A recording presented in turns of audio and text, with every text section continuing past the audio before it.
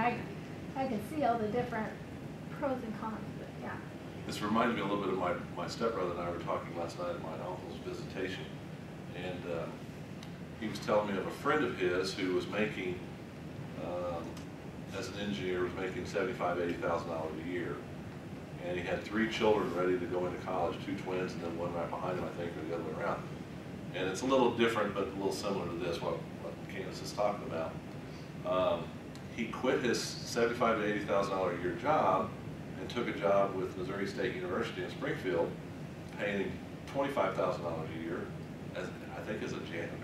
He's an engineer, now he's a janitor, because Missouri State gave 100% tuition to employees and their children. Yep. Yeah.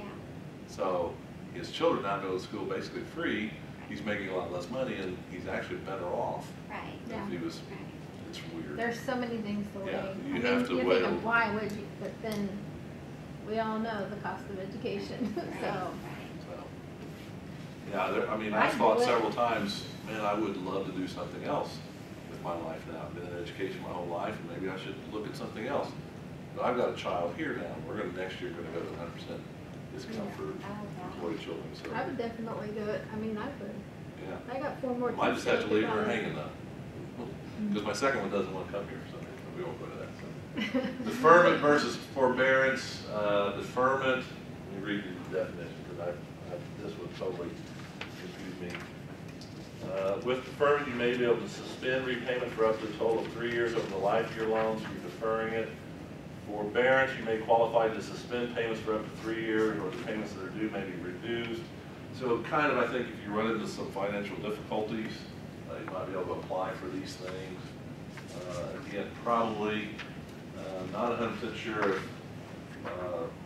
yeah, I am 100% sure. This one, the deferment says, with subsidized loan, interest does not accrue during that time period that you asked for your repayment plan to be delayed for up to 3 years. With the forbearance, it does accrue, so. But that's only on the subsidized. So On if the you have subsidized. it's going to accrue either way. Right. So, That's why you got to be real careful on taking subsidized, unsubsidized. You know, avoid the unsubsidized as much as you can. good point.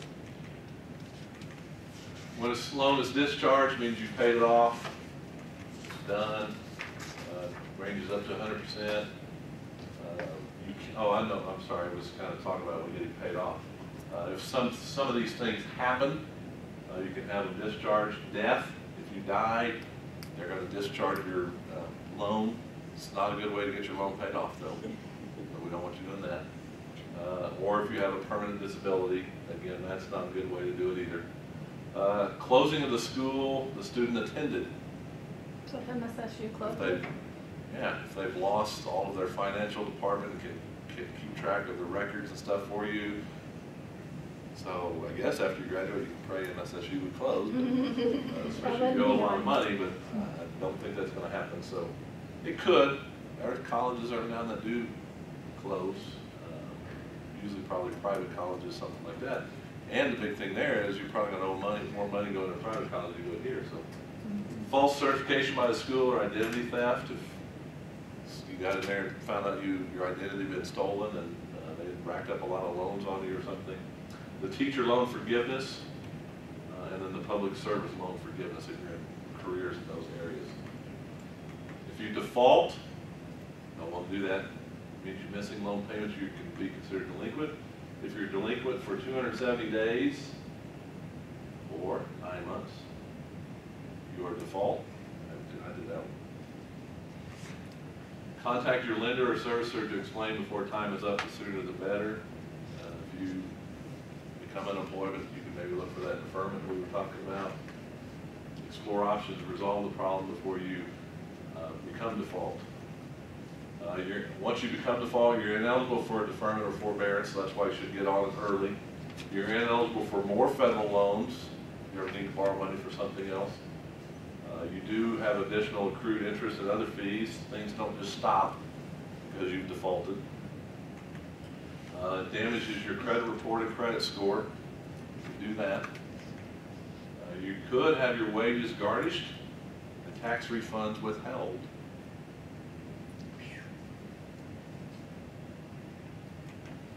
I had the guy that I replaced, and a little quick story, the guy that I replaced as principal at my last school district, a little school,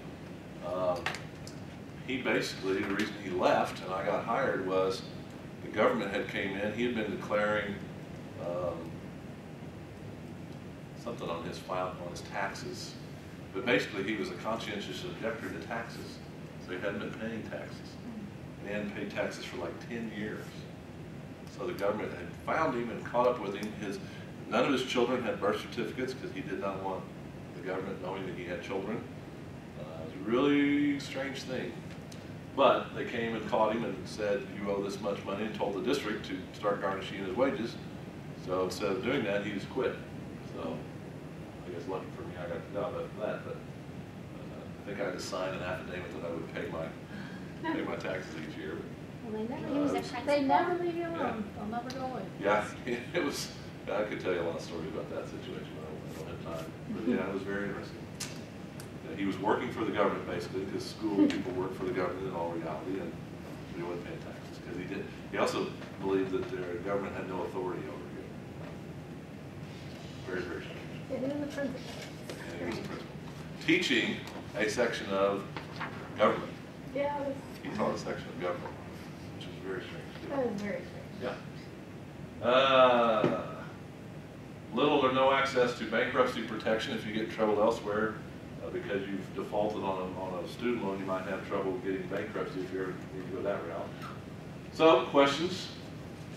If you have 6 or 7 direct federal loans, you may want to consider. B, that's an easy one. Default can result in tax returns being withheld. It's not going to default in them declaring you bankrupt. It's not going to give you an automatic deferment. Which of the following wipes out your student loan debt? Discharge. Those easy questions. Begin paying, here's some ways to minimize the cost of borrowing. Begin paying interest on unsubsidized loans while you're still in school. How many of you borrow money and then can go over there and get a check from the office? Some of you ever do that? I've seen people, I had a student a few years ago, she would go get her check and went out and bought her a car. And I don't, she had, had a few grants and then got a loan up to a certain amount, and that was more than what she owed to the school, so they gave her a refund check and she went out and bought, a car with it. So probably lower interest overall than buying a car and getting interest that way, but still not a good thing. So I usually encourage, if you do get a refund check, turn around and put it right back in, pay off your loan. Now if you need it to live on or whatever, that's a different story. But buying a car, I know it was important to her because she needed a way to get around, but it didn't seem like the best way of things. Pay interest during the grace period. Start by paying it as soon as you graduate if you can. Choose a repayment plan carefully and switch if it makes sense. Set up an automatic payment plan to avoid missing payments and to qualify for a possible rate discount. If you're having trouble paying, apply to switch to a more fitting repayment plan. So again, making that switch. Apply for a deferment or a forbearance. Contact your lender or servicer before you default. Probably one of the most important people you can get to know on this campus is a financial advisor if you're in a situation of borrowing money. So you want to know who they are. Cure default through repayment, rehabilitation, or consolidation. And here's some websites you can look at. As Candace, I think, said, make sure you know your master promissory note. It's the first time I'd ever heard that term before, so that was kind of interesting. But you didn't use that term, but you said make sure you're keeping track and knowing what you're borrowing and then whether it's subsidized or unsubsidized. Yeah, because they'll send you out an email with what you borrowed or whatever, and it'll tell you this is who is your loan servicer. Because everybody has a different loan, I mean, not everybody, but there's several different loan servicers. There's Sally Mae, there's Nelnet, there's several different ones. Not everybody has the same one. I can't remember what my wife's Fannie Mae. Yeah, Sally Mae and Fannie Mae. Freddie Mac. Yeah, there's all. Yeah, other names. There is, and it does start going on your credit report as soon as you take out a loan. Even it's in good standing, but it's still on your credit. Well, thank you for attending, and I apologize for my really a little bit of lack of knowledge in the subject. That's what I'm here for. Well, I always do the money thing for the UE.